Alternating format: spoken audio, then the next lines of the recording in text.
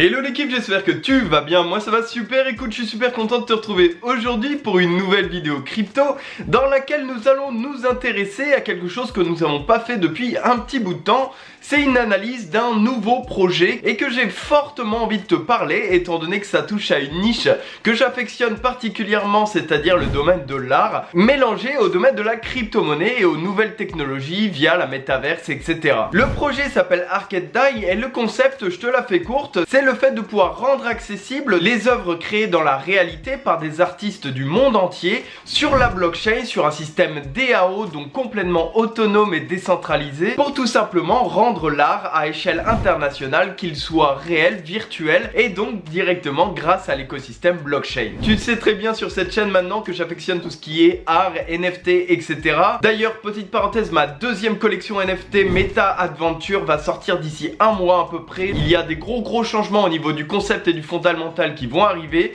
Ça va être du très lourd. Bref, revenons-en à nos moutons. On va donc voir ensemble aujourd'hui le concept réel du projet Arcade Die. On va voir aussi ensemble le potentiel du marché comme j'ai l'habitude de faire, les partenariats et les projets artistiques qu'ils ont déjà réalisés, mais aussi et bien entendu la roadmap ainsi que la tokenomics tout simplement du token DAI représenté par le projet Arcade Die. En tout cas, si ce genre de vidéo sur la découverte de nouveaux projets à fort potentiel t'intéresse, n'hésite pas à mettre ton meilleur coin bleu pour partager de good vibes et n'hésite pas aussi bien entendu à t'abonner, c'est gratuit, ça fait toujours plaisir et en activant la notification c'est toujours un petit plus sympa. Pour commencer, ce que tu dois savoir, c'est que le projet Arcade Die est tout simplement une maison de réalisation à la 3.0, utilisant nos chers domaines technologiques tels que les NFT, la DAO, la blockchain bien entendu et la crypto. Ce qui est intéressant, c'est que dans ce projet, ces technologies sont mises au service des créateurs, des artistes du monde entier, peu ou très connus, pour justement donner des chances à tout le monde. Par exemple, avec une artiste thaïlandaise étant été mise en avant grâce au projet sur la rue de Times Square que tu connais très bien, grâce à l'utilisation des panneaux publicitaires. En achetant des tokens DAI, les propriétaires ont le droit d'avoir un accès justement au DAO, c'est-à-dire le système décentralisé et autonome, et participent à la création, au financement et aussi à la promotion des projets artistiques qui sont disponibles sur la plateforme. Ce qui est intéressant tout de même à savoir, c'est qu'aujourd'hui, selon JP Morgan, la totalité des ventes qui sont faites à travers le monde dans le domaine de l'art s'élève déjà à plus de 2 milliards de dollars par mois. Ce qui est bien entendu un marché monstrueux, et de savoir justement qu'un projet commence à essayer de démocratiser la digitalisation d'œuvres d'art réelles, et bien personnellement pour moi ça m'intéresse énormément de pouvoir justement m'y intéresser et pourquoi pas tout simplement soutenir le projet et attendre potentiellement d'avoir une explosion d'ici ces prochains mois, prochaines années. Surtout qu'en ce moment on est encore sur une vente publique qui est axée justement seulement sur leur site et qu'on n'a pas encore la disponibilité du token sur différentes marketplaces. Et tu le sais bien, tu le connais sur cette chaîne, quand je te présente justement des petits tokens qui n'ont pas encore été listés sur des plus grosses exchanges centralisés, là étant donné puisque le projet est tout neuf, que l'ICO sort, et donc de pouvoir potentiellement faire de bons bénéfices si le projet prend de la valeur avec des bons partenariats, le jour où tout simplement tout le monde commencera à potentiellement en parler, mais surtout quand il sera disponible à l'achat aux yeux de tous, donc sur les exchanges centralisés, tu m'auras compris. Alors pour ce qui est du token, ce qui doit t'intéresser le plus, ensuite on viendra sur les partenariats et ce qu'ils ont déjà pu faire de vraiment concret sur le projet. Ce qu'il faut que tu saches déjà, c'est qu'il y a un total supply de 21 millions de DAI tokens sur le marché en libre circulation. Les tokens à vendre représentent un peu plus de 7 millions pour 2 millions de tokens qui ont déjà été vendus pendant les préventes qui avaient eu lieu approximativement en octobre-novembre 2021. Le prix du token actuel est de 0,40 $ et je te mets bien entendu des liens dans la description, que ce soit juste pour t'informer ou pouvoir t'en procurer si tu le souhaites et participer, soutenir le projet tout en spéculant sur la potentielle explosion du projet sur ces prochains mois, prochaines années. Bien entendu, disclaimer, tu le sais bien, les petits projets comme ça sont assez risqués, donc ne commence pas non plus à faire un all-in sur le projet. Personnellement, je possède pour 1000 $ du token et cela me permet de placer des petites billes dans un projet qui pourra justement grandir avec le temps. À savoir quand même que si tu veux investir, il te faudra un minimum de 100 $ pour acheter ton premier lot de DAI pour ensuite pouvoir les posséder et attendre la sortie du listing sur des premiers exchanges centralisés. Et la fin de la vente publique est programmée pour juin-juillet, donc à partir de ce moment-là, tu ne pourras plus commenter tes DAI sur le site et c'est à mon avis à cette date-là que le le token va commencer à prendre de la valeur au fur et à mesure qu'un nombre d'utilisateurs va commencer à rejoindre son écosystème. Maintenant, on va s'intéresser tous les deux à quels sont les projets qu'ils ont déjà pu réaliser, l'équipe qu'il y a derrière, puisque tu le sais très bien,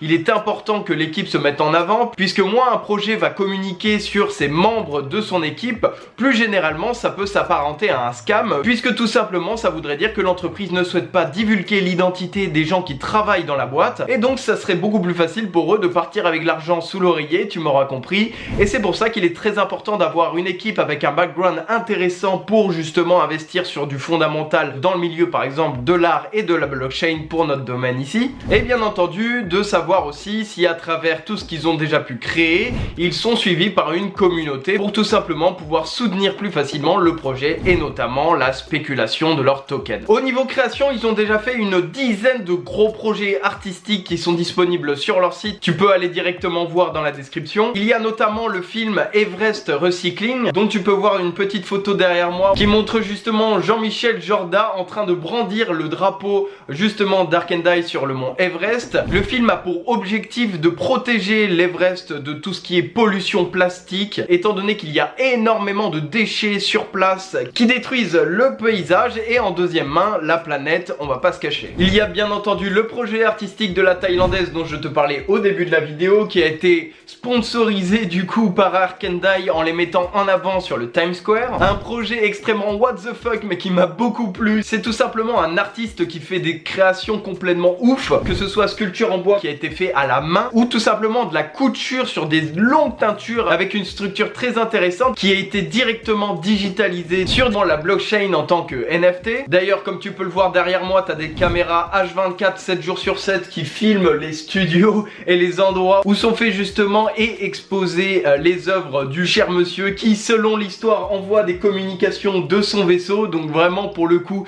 c'est extrêmement intéressant à suivre et je trouve ça vraiment original comme concept. Pour ce qui est de l'équipe, tu les as juste derrière moi, ils sont 9 au total, avec justement des profils diversifiés entre justement des experts de la blockchain et des experts en droit juridique pour justement les œuvres d'art. Tout simplement, c'est extrêmement important bien entendu de protéger les artistes dans le projet, dans leur création, mais aussi de pouvoir justement de savoir les limites de l'art, de la blockchain vis-à-vis de toutes ces innovations globales des deux marchés confondus. Et donc c'est important bien entendu d'avoir des bases juridiques extrêmement solides. Et en plus, en troisième type de profil, bien entendu, des artistes eux-mêmes, des compositeurs, des gens qui ont créé justement dans cette niche, dans cet univers de l'art, qui ont une vision bien entendu très poussée de ce que peut être un besoin en tant qu'artiste pour justement la mise en avant, pour la construction des projets, etc. Donc pour moi, le fait d'avoir pu rejoindre ces trois types de profils dans un même projet et utiliser la blockchain, les NFT, la métaverse pour pouvoir mettre en avant tout ça, pour moi c'est un très gros plus. Pour finir avec le projet, l'aspect communautaire est extrêmement intéressant, bien entendu, comme tous les projets crypto-monnaies. Ce qu'il faut savoir, c'est tout simplement qu'il a été relayé par beaucoup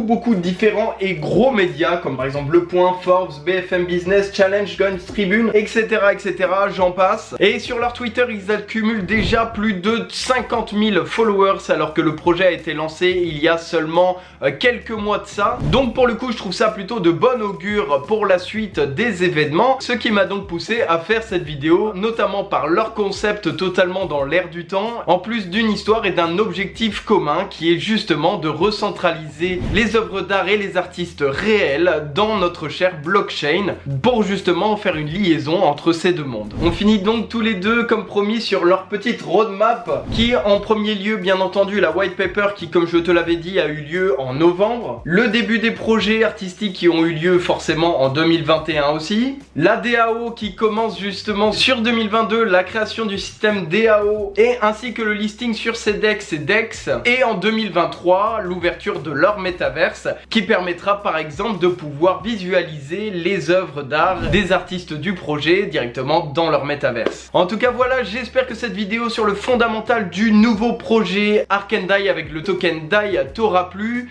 Je t'ai mis bien entendu, comme je te disais, tous les liens dans la description si tu veux continuer à creuser au niveau information et ce qu'ils auraient pu faire sur leur site, etc. et notamment sur la white paper. Tu peux aussi retrouver un lien pour te procurer tout simplement des DAI si tu le souhaites. En tout cas, bien entendu, comme je te le disais au début, ne commence pas à faire un all-in dessus, ça reste tout de même un token risqué puisque le projet est tout neuf, mais qui peut justement permettre de faire de très gros bénéfices si lors du listing le projet prend à échelle internationale. En tout cas voilà, n'hésite pas à mettre ton meilleur coins bleu, ça me ferait extrêmement plaisir pour me soutenir, donner de la force pour les recherches, etc. À t'abonner si ce n'est toujours pas fait. Je sors des vidéos crypto tous les dimanches à 9 h, donc n'hésite pas, c'est gratuit et ça fait toujours plaisir. Nous on se dit donc à dimanche prochain pour une nouvelle vidéo. C'était Valentin pour vous servir. Allez, salut!